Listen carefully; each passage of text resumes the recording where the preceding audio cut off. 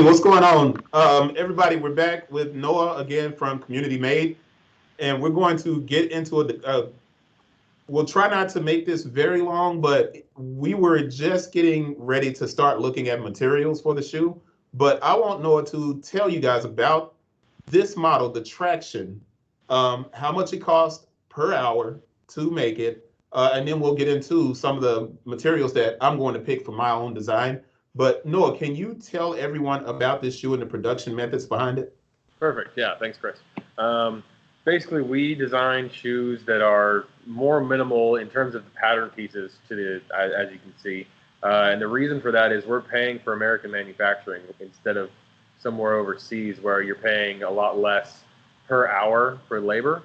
And in that scenario, you end up losing money when you are doing bigger pieces of material, because then you have a lot of waste and you're paying more for material and the labor doesn't really matter. So you'll see with pieces on a lot of like China manufactured shoes, there's a ton of pattern pieces, ton of stitching, and that's because they're paying significantly less for the amount of stitching and cutting going on, where for us, the cutting and stitching is more expensive than the material itself.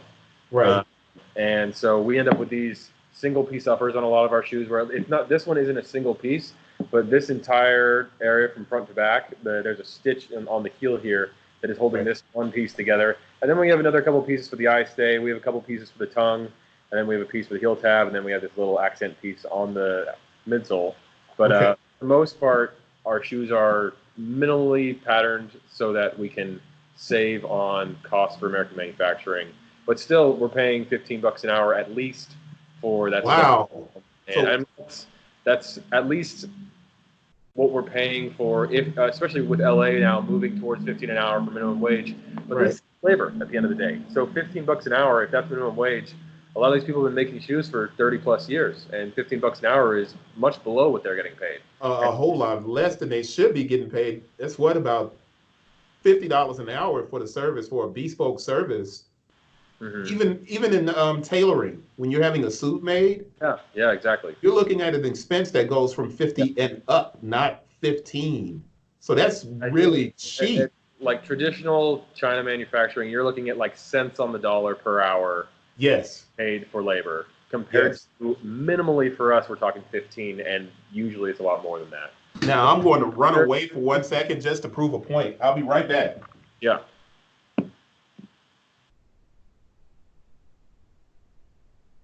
All right, so I apologize to everybody, but I ran away because I wanted to prove a point about what you were saying. So this is my last running shoe that I made. It's really lightweight, obviously. Mm-hmm. This shoe, if you see all these stitches, these different overlays, this shoe cost me $30 to make.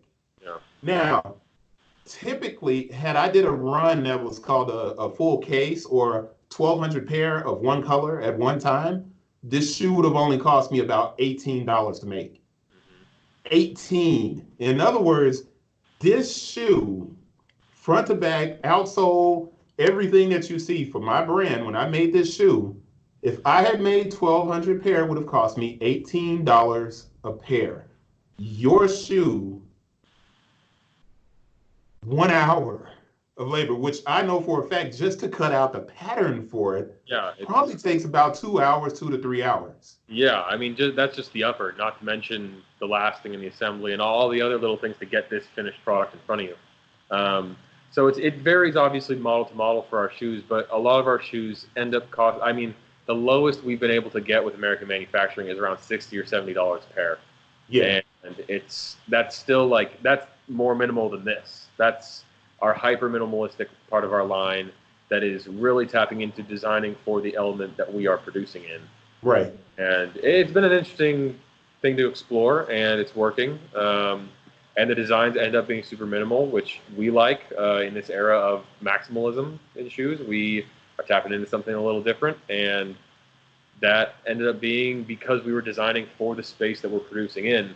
Right. Not really because we were like, let's make the most minimal shoes possible, but we ended up. Well, I think it's really important for everybody. The unfortunate thing is a lot of people will see community made, not understand what it is, and they won't watch this video the way they would if I had Air Force One or Jordan One Yeah. in the video. A lot of people won't watch it, but those people who are watching that understand when you get the pricing of a shoe. So we're making a shoe, and we're going to get to that. I apologize, everybody, but this is important information. When you're making a shoe and it's an American made shoe, you're going to pay a price that's considered premium, but in reality, it's much cheaper than it should be. Mm-hmm. In other words, when you see a product that's been manufactured in China or something like that, or it's just a streamlined kind of process for that shoe to come out, and they have the nerve to charge $1,000 for something that only cost them $50 to make, or 20 or 30. Yeah. It's an insult for anyone to look at what Community Made is doing and say, hey, $400 for a custom shoe, that's kind of steep. It is not steep at all. And you have to change your mindset. If you're really serious about the idea of sustainability, you have to change your mindset about what you're going to pay for something. And if you're willing to sit down and pay $800 because an Air Jordan 1 is limited, you have no right at all to complain about any cost associated with a shoe that's made in America. And I just had to get that out. Aside from the fact that it's only limited because they're telling you it's limited. And they're only telling you. And a matter of fact, I mean, it's still 10,000 pair. Yeah. They're just sitting on the other ones until they want to do another limited release of it. Another limited release. Yeah, you know what I'm saying. Yes, that's Yeah. it. Let's get to work on the shoe, man. All right, so we're picking materials today, and I get to look at the traction and pick the parts. So Absolutely. Tell me which part I can pick first. So the main piece, like I was saying, is this main upper piece that goes all the way around here and gets stitched in the back. The other pieces that we have there's two eye stay pieces going along here. I don't know if you can see that with the quality. Yeah, I can see it. Eye stay pieces. There's a outward facing piece on the tongue and an inward piece. And then there's a heel tab here to the heel pole. And then there's also the branding on the tongue, but we like to keep that our brand color, just like on the heel tab here. Definitely. And then there's the midsole tab as well, which if you like the midsole tab, we've had people not want to do that as well, or they want to leave the midsole clean and white. Or You know what's funny? The only reason I would not want to keep it is because Puma just made a shoe, NMD. Adidas made a shoe, the NMD, that has a block on the side. Mm. And Puma just made a shoe called the Rider, the Future Rider. Yeah. Has the same block on the side, and it looks similar to that. Well, so I'm avoiding it completely. I don't want that block because people are going to think I'm trying to bite. We also have right now, we have an entirely black lip version of the midsole and outsole unit here. So you could really? It doesn't necessarily be the white and brown herringbone. It could be an all black version of that bottom unit. That changes things, man. So obviously laces are a very easy thing to slap on afterwards. We can do whatever you want for laces. Okay. You have waxed laces and yeah, we have like leather laces. We could go through that another time. That's a whole video. Yeah, we'll do that on a different video then. We'll do that on a different. All right, the cable stitching here can be done to match the upper color. Or we could do it without the cable stitching. We could do I was telling you that last time we talked. This is kind of a vertical and horizontal stitch shape on this. Yeah. Whereas we have one that's also a cross stitch, if you were interested in doing that. Cross stitch. I'm going with the cross stitch. Cool. So we can go with the cross stitch. And one of the things we had looked at is our leather options. So last we spoke, I had shown you we have some smooth leather options. That's what I have up here. Mm-hmm. So you can see a little better. Smooth leather options here, and then we also have the suede back here. Suede. Definitely suede for the lower half of the shoe. Okay. And then also one of the things I brought out here is we have our denim and hemp canvas options here as well that we can look at to see. Did you say hemp canvas? Hemp canvas right here. Yeah, these two. Hemp canvas. You already sold me. Anything with weed, I'm happy. Perfect. There we go. That's a joke. I'm just kidding, man. Anybody watching this long? We're at like 9 minutes now. Anybody watching this, but definitely the hemp. Okay, cool. Yeah. So the hemp that we have is these two shades. We have the darker and the lighter. They're both lighter fabric. Okay. Those are not bleached or anything. That's Nope. straight. Wow. Great hemp. 100%. Pretty nice. Yeah. Definitely the lighter one. So we're going with the lighter one. Lighter one. Or color were you leaning towards with the suede? the suede, something on that brownish end down at the end over there. Pull this up. I know this is a split screen, so it's going to look like I'm pointing at stuff, but it feels like I'm right there with you. So it feels like I'm looking at that third or fourth swatch. Yeah, that one. I got to package it really quick. This is bad timing. Sorry. All right, that's cool. All right, you guys, we're still recording. We're going to keep this going. And I know you're like, man, this is getting really long, but this is a lot of fun. There's going to be some commercial breaks inside of this, but I am definitely going for either the third or the fourth. I wish this was live so you guys could help chime in and give me a couple of points here. But since he's gone, we're going to pick this and then we're going to move back and figure the rest of this stuff out. All right. Running a small business, so the reality of it all. Picking up packages mid-video. We're good. So you were saying third row here. Third row. Actually, first row, third swatch, or fourth swatch. Here? Yeah, that one. Fourth here. Either one of those. One of those two. Yep, one of those two. So we're looking at papyrus right here and rock right here. Rock is a little darker, a little more gray to it, whereas this has papyrus has a little more warmth to it here. Papyrus. Papyrus. Yeah, definitely papyrus. Great. Even though they did that, skit on Saturday Night Live with what's his name? I can't remember his name. Papyrus. Yeah. Papyrus. Anyway, yeah, but that looks good. The hemp and the papyrus. That hemp canvas. All right, so we have our fabric. So what are we working on next? Next, we're going to look at where you want those materials to be placed on here. We could do the upper in canvas and have the accent pieces be the suede, or we could do the opposite. The upper be the suede, and then the accent pieces be the hemp. We're going with the upper in the hemp, the eyelet area, suede, the lower part, suede. Cool.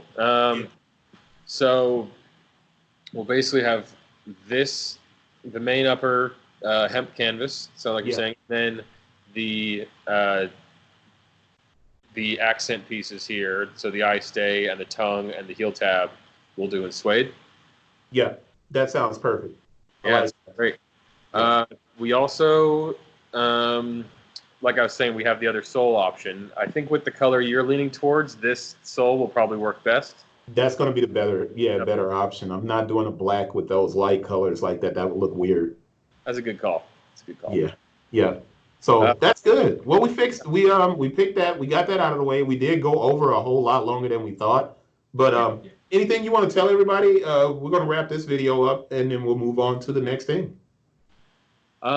Just that this is a sample of what we can do. We also, like we said in the last video, for materials, we can use what we have on hand, like I just walked Chris through, but we can also do whatever people bring to us, or design-wise, we can make other versions of our existing line, or we can make completely different custom shoes. So a guy brought us this boot of his that he's had for 20 years. It's basically a pirate boot that he was saying is his favorite shoe he's ever had, and he wants us to remake it for him, and we're doing that. So this is just a sample of what we can do with the custom program.